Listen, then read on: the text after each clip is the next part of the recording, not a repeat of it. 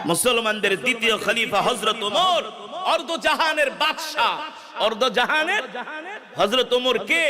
আজকে সারা পৃথিবীর যত উন্নত দেখেন সবকিছু উদ্ভাবন করেছেন হযরত ওমর।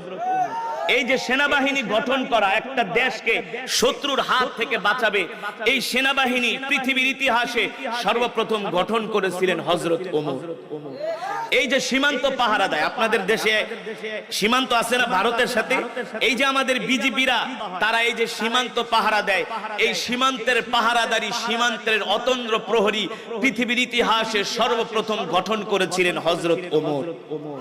এই যে আপনারা ধান চাষ করেন না, ধান চাষ করার জন্য পানি দরকার, কি দরকার? খাল দরকার। এই খাল খনন করেছিলেন পৃথিবীর ইতিহাসে সর্বপ্রথম হযরতে ওমর। এই যে রাত্রবেলা ঘুমায় থাকেন, এলাকায় নাইট গার্ড পাহারা দেয়, তাই না? এই নাইট গার্ডের প্রচলন করেছিলেন হযরতে ওমর। সুবহানাল্লাহ।